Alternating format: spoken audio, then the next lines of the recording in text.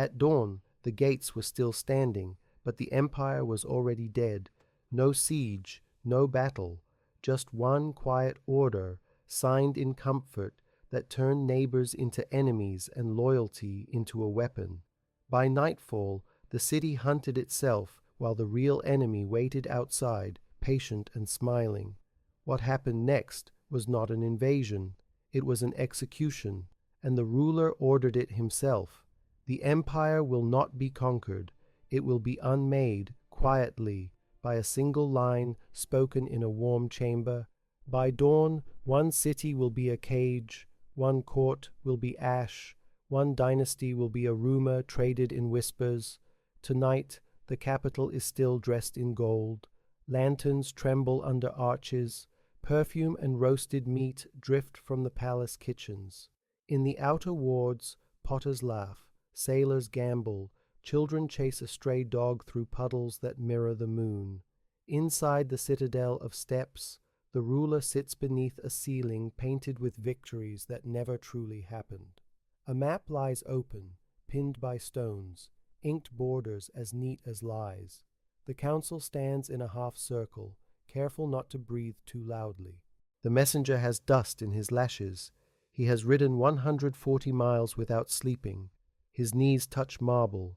His voice cracks. The frontier garrisons have gone silent. The river forts did not light their beacons.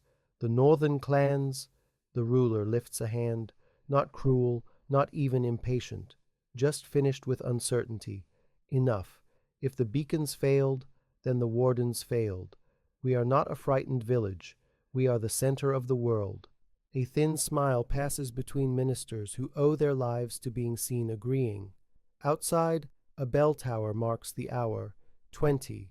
The sound rolls over rooftops like a slow warning. In the Hall of Seals, scribes stack petitions. Wax warms over flame. A young clerk, ink on his fingers, notices something odd. 3 supply ledgers are missing their ribbons. The page numbers jump. He opens his mouth, then closes it when an older scribe shakes his head without looking up. On the eastern wall, watchmen stare into darkness. The wind comes wrong, carrying no river smell, only dry iron and smoke from far away. One man swears he hears hooves. Another swears he hears nothing at all, and that is worse. In a narrow alley, a priest locks the door of a small shrine, though no one has threatened him. His hands will not stop trembling. Back in the citadel, the ruler's favorite general speaks with confident softness. Majesty, the clans are wolves. They howl when they are hungry. If we show teeth, they scatter. Allow me to issue a cleansing order. Remove the doubtful officials. Seize the grain stores. Impress 8,000 men by morning. Fear will make them obedient. The council exhales in relief. An order is something solid, something they can hide behind. The ruler leans forward, rings flashing. Write it, he says, as if signing a gift. A quill scratches, wax hisses. The great seal bites into red like a mouth closing. In the first courtyard, a captain receives the decree. His eyes do not widen. They narrow. He folds the parchment with a care that feels like burial. He knows the names listed. Some are his friends, some are his creditors, one is his brother-in-law. He walks into the barracks and speaks to men who have not been paid in 3 months. At dawn, he says, we arrest the city. Word moves faster than horses, through servants, through guards, through lovers who share pillows with secrets. By midnight, bolts are slid into place. Shops bar their windows.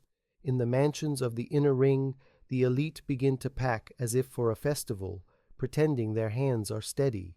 At 2, a gate officer drinks too much to quiet his fear. A bribe touches his palm. A side postern opens for a carriage with curtained windows. At 3, the first scream is heard near the granaries. It is brief. It is cut off. It is not the last. At 04, the palace corridor lamps burn low. A maid carrying linens hears boots running and presses herself into a niche. 2 officers pass with their helmets under their arms, laughing softly, not because they are happy, but because laughter keeps panic from spilling. In the Western District, a baker wakes to fists on his door. Not soldiers, neighbors. They have a list, a man whispers. They are taking fathers first. The baker's wife begins to hide coins under floor tiles. Each clink sounds like betrayal. In the inner ring, letters burn in silence. On the river quay, boats are pushed out without lanterns. Oars bite the black water. A patrol shouts, then stops when a familiar signet is raised from the shadows. The patrol salutes. The patrol steps aside.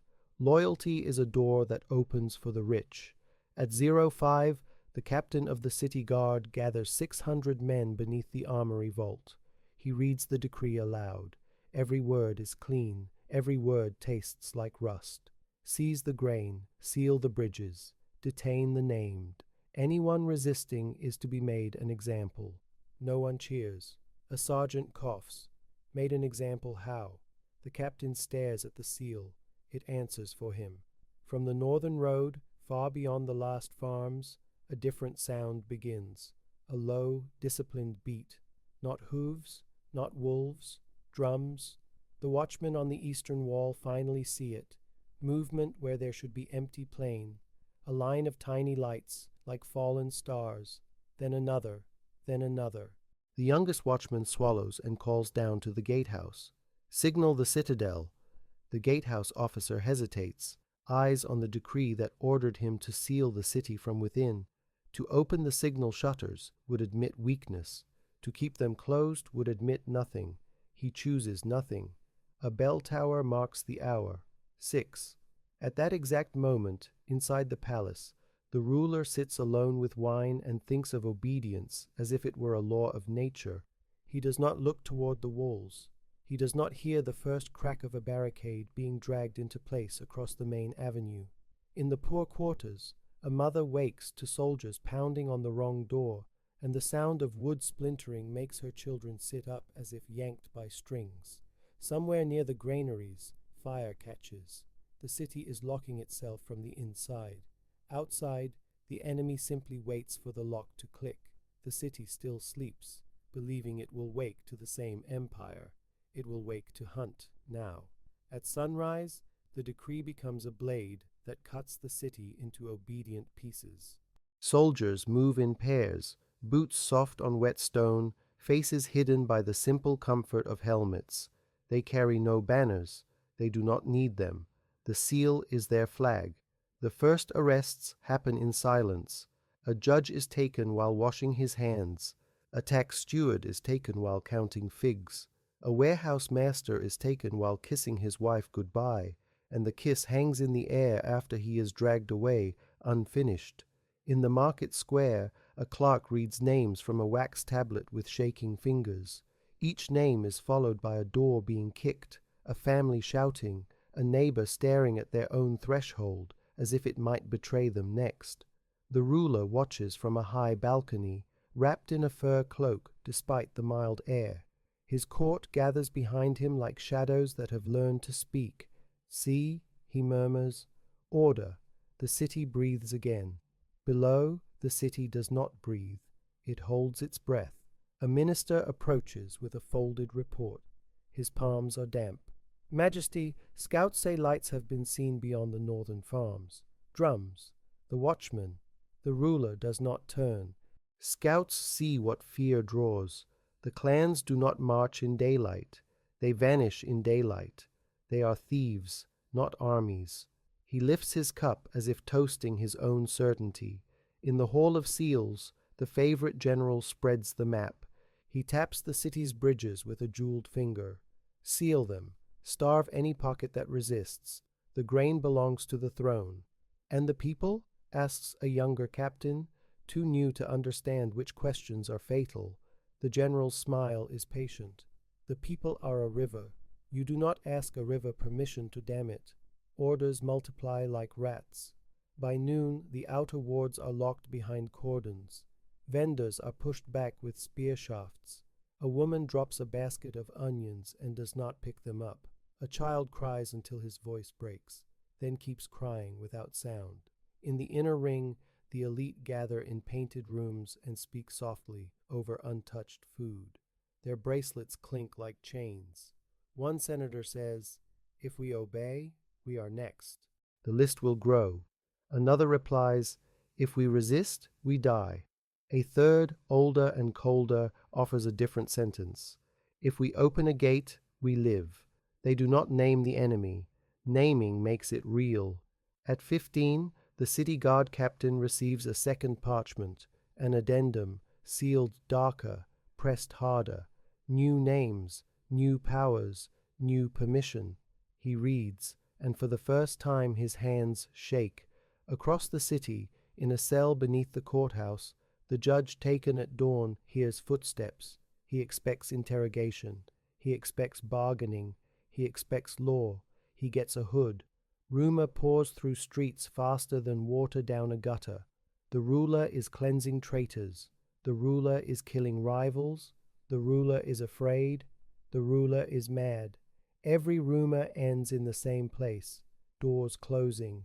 On the walls, the watchmen finally see the truth in full daylight. Not clans, but ranks. Not scattered raiders, but a disciplined line that stretches beyond the horizon. Standards low to hide their symbols, drums steady, never rushing. The signal shutters in the gatehouse stay closed. Inside the citadel, the favorite general privately meets the senator with the cold eyes. They speak one sentence each. If the throne survives, you lose. If the throne falls, you keep your head. They shake hands without touching. At 19, as dusk returns, the elite's carriages begin to roll toward a forgotten postern near the river. Horses muffled, wheels wrapped in cloth. The captain of the gatehouse stands there with 40 men and an order to seal the city. He also stands there with 3 months of unpaid wages in his memory and 1 bag of silver in his hand. He looks at the locked city behind him. He looks at the waiting dark beyond, and he reaches for the bar. The wood is old. It groans like something alive. His men shift their weight, pretending not to see. Above them, on the wall-walk, a watchman turns his face away. He cannot bear to witness the moment the empire chooses its own throat. In the outer wards, the cordons tighten.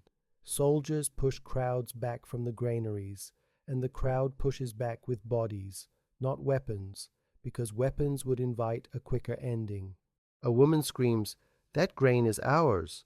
Some move, some cannot. A lame man is trampled, not by horses, but by frightened neighbors. No one stops. No one looks down. Outside the windows, the city's lamps flicker as wind rises. The sound of shutters slamming is like distant applause for a tragedy no one chose to attend. In a hidden chamber below the Hall of Seals, the favorite general dictates a letter to a scribe who cannot refuse. "To the commander beyond the farms," he says, voice calm.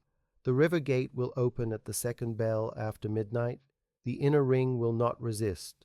The throne will be delivered intact." A courier takes the letter wrapped in oilcloth. He slips through a sewer grate, crawling through filth, because betrayal rarely walks in daylight. At 23, the city hears the first heavy impact against a northern gate. Testing, not attacking. A single thud, then a pause, then another. The enemy is patient. In the river district, the forgotten postern creaks wider. A slit of night opens. Cold air pours in, smelling of damp earth and smoke from distant camps. The first carriage slips through. A senator's wife inside holds a veil to her mouth to stop herself from sobbing. A second carriage follows. A third. From somewhere behind the captain, a voice whispers, too close to be a stranger. "Close it after us," the voice says. "Let the city handle the rest." The captain's stomach turns. He understands the truth. This is not escape. This is sealing a tomb. And in the dark beyond the gate, silhouettes begin to move toward the opening. Not running, not shouting, just approaching as if they own the ground already. The night tightens. The city does not sleep. It listens. From the river postern, shapes enter with the calm of men arriving for work. They do not shout. They do not rush. Their discipline is the first terror. The gate captain tries to count them. He fails. The dark keeps giving him more. One of the newcomers steps close enough for the captain to smell wet leather and ash. The man speaks softly. Close the gate. Behind the captain, another carriage slips out. Silver buying silence. Silence buying life. A senator's hand hangs from the curtain, shaking, fingers white around a ring that once meant safety. The captain swallows. The city is already decided, the newcomer says. A latch drops. Wood meets wood. The postern becomes a wound that has just been stitched, too late to save the body. In the outer wards, the cordons snap under pressure, not from enemy attack, but from hunger and rumor. Grain carts roll toward the citadel under guard.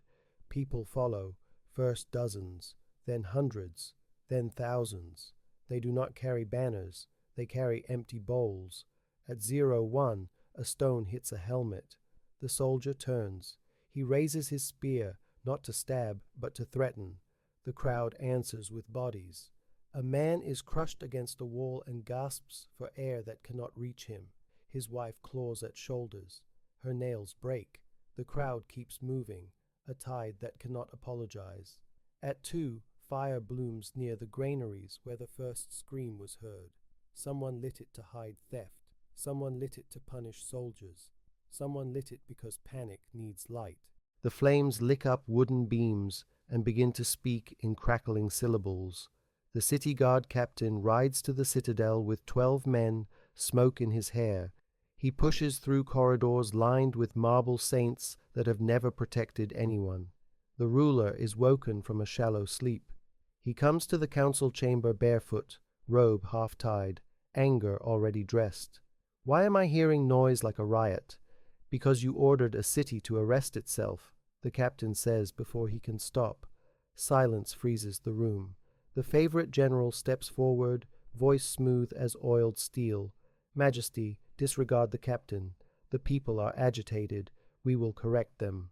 The ruler's eyes narrow, not at the general, but at the captain who dared speak. Correct them, he repeats, tasting the word. Outside, drums continue, always the same beat, always the same patience. At 03, the northern gate shudders again. Not a test now, a message. The watchmen finally throw open the signal shutters and flash light toward the citadel. No answer comes back. In the Hall of Seals, the favorite general smiles privately, because unanswered signals are useful. In the prison under the courthouse, the hooded judge hears keys. He thinks his trial has begun.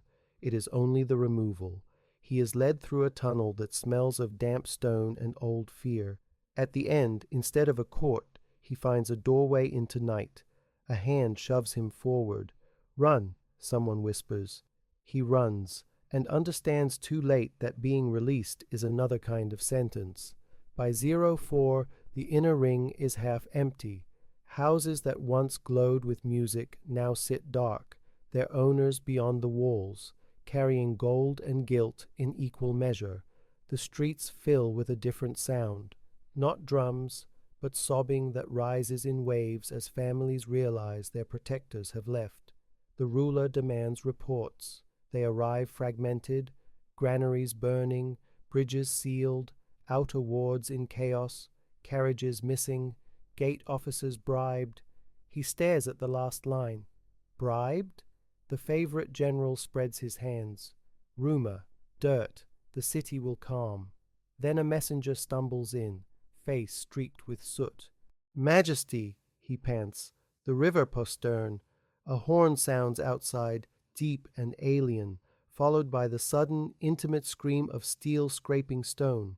The ruler steps to the window. On the wall, torches tilt and vanish one by one, as if swallowed. Down below, a gate that was never meant for armies begins to open from the inside. At 5, the river postern yawns wider. The captain of that gate realizes the silhouettes are not merely scouts. They are organized ranks, moving by signals he cannot read. They flow into side streets and disappear, as if the city has been hollowed out for them in advance. On the northern wall, a watchman tries to ring the great bell for invasion. His hands touch rope. An arrow thuds into the wood beside his ear. He freezes, not because he has been wounded, but because he understands he is already being aimed at, already being measured. In the citadel, the ruler demands the favorite general's presence. The general arrives unhurried, hair perfectly tied, eyes calm. "Tell me the truth," the ruler says. "Are the gates secure?" The general bows. "Secure," he answers, and the word feels like a lock turning the wrong way. At 6, a disciplined column steps into moonlight, boots in perfect rhythm. They let the city light itself on fire for them. A patrol turns a corner and meets them. For one heartbeat, both sides stare. Then the patrol backs away, not ordered, not threatened, simply recognizing who has already won the street. The column passes as if the patrol is smoke. At 7, a second column appears on the North Avenue, inside the walls. Inside, the watchmen on the towers shout until their throats tear. The signal shutters flare open, frantic now, a panicked blinking toward the citadel. Still no answer. In the council chamber, the ruler stands still. His face is pale, not with fear yet, but with the insult of reality. "Who did this?" he whispers. The favorite general lowers his gaze like a loyal servant. "Traitors, Majesty," he says gently. "Your cleansing found some, but not all." And far below the window, the river postern swings fully wide. A shadow steps through carrying a banner. It is raised. The symbol is one the ruler has banned from being spoken in his city. The banned banner rises over the river district like a curse spoken aloud. People see it from rooftops and do not understand at first. They blink. They rub sleep from their eyes. Then the meaning lands, heavy as stone. The enemy is inside. Trumpets answer from beyond the northern farms, faint but certain, as if to say, "We were never in a hurry." The ruler leaves the window and storms through corridors. He demands the gate captains. He demands the council. He demands the world obey its old rules. In the council chamber, the favorite general is already there, already calm. "Majesty," he says, "the city is restless. If you show yourself, they will settle." "Settle?" the ruler snaps. "They raised that symbol in my streets." The general spreads his hands. "Then we must cut out the street that raised it." At the lower terraces, the crowd finally breaks the shield line. It is not bravery, it is math. There are too many hungry bodies.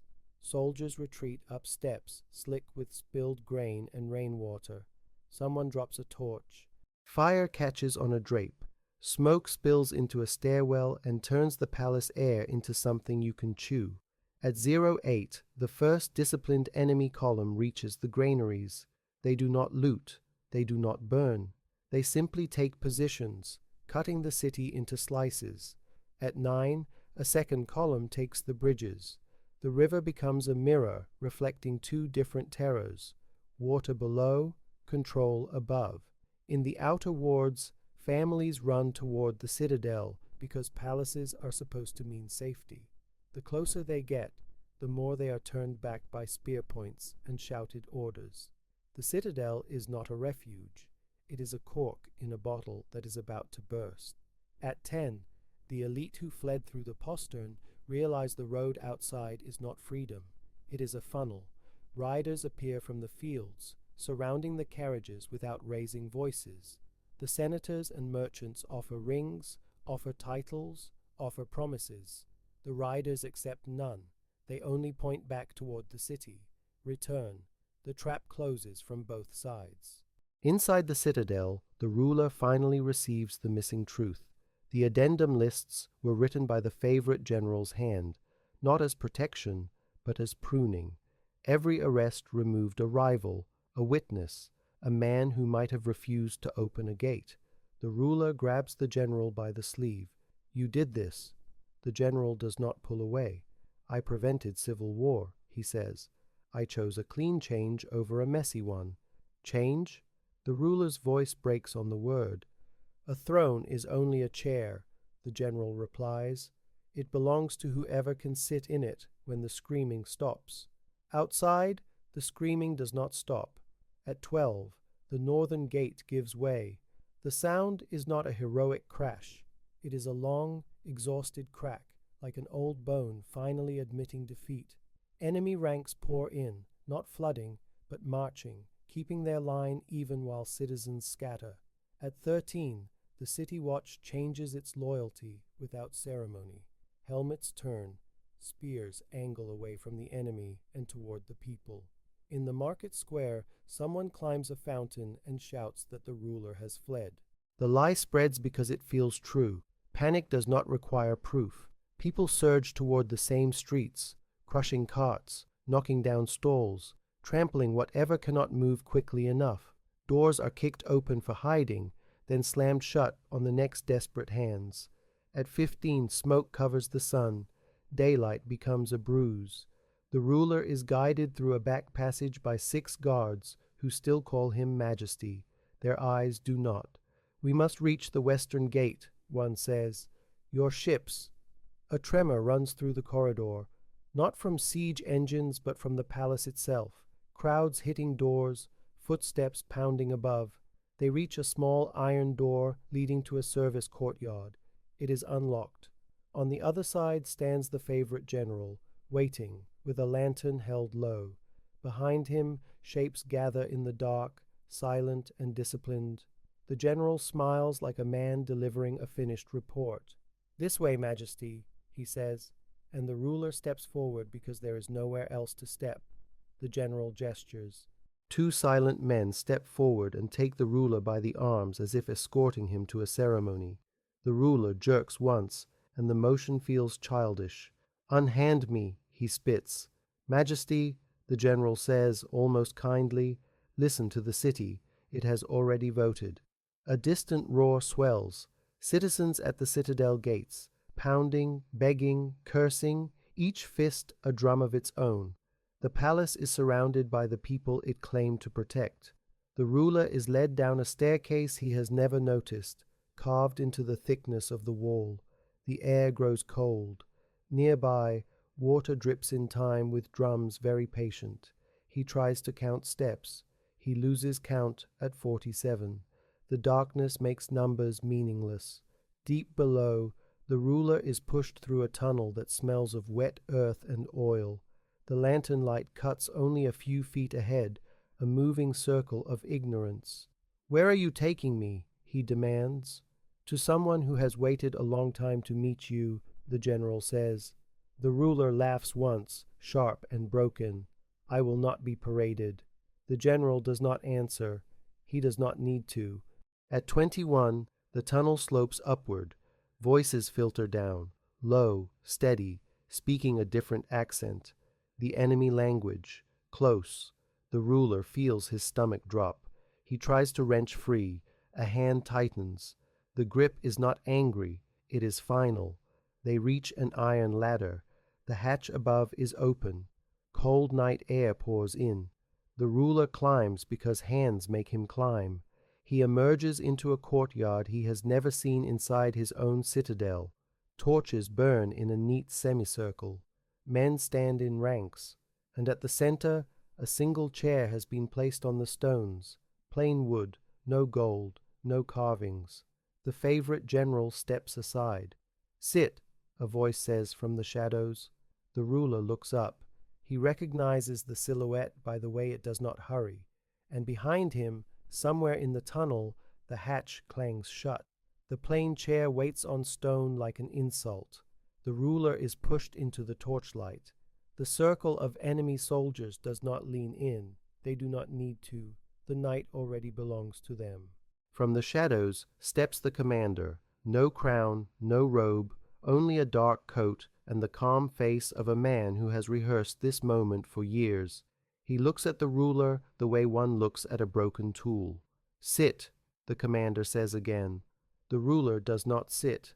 Pride lifts his chin because pride is all he has left. "You entered my capital like thieves," he says. "You will be hunted." A soft sound answers him. Laughter from the favorite general. The ruler turns, stunned, as if betrayal could still surprise him. "You," he whispers. The general bows with perfect grace. "Majesty, you wanted inevitability. I have provided it." The commander raises a hand, and the laughter stops. The silence that follows is heavier than chains. "Your walls are intact," the commander says. "Your army is alive. Your city can be spared." He pauses. "But your throne cannot?" A table is carried forward. On it lies parchment, ink, and a seal, not the empire's, but the enemy's. "Sign," the commander says. "Order your garrisons to stand down. Open every gate. Give the keys. Then you may keep breathing until sunrise." Until sunrise. The ruler's mouth goes dry. He searches for allies in the ring of faces. His guards stand behind him with their eyes lowered. The general meets his gaze without apology. Above them, the citadel trembles as the crowd outside pounds the main doors, begging for protection that no longer exists. The ruler laughs once, too loud. "You think paper ends an empire?" The commander nods toward the city.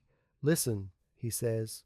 The ruler listens, not to speeches, not to banners, to the sound of his capital collapsing into smaller sounds, doors breaking, footsteps fleeing, orders shouted in different voices, to the absence of the old bell, to the drums that have not missed a beat. He understands with a clarity that hurts. The empire died the moment he chose to purge in comfort. The enemy only arrived to collect. His hand reaches for the quill. It shakes. The general leans close, whispering like a friend. "Do it," he says. "If you refuse, the crowd will tear the palace apart. If you sign, they will call it peace. Either way, you are finished.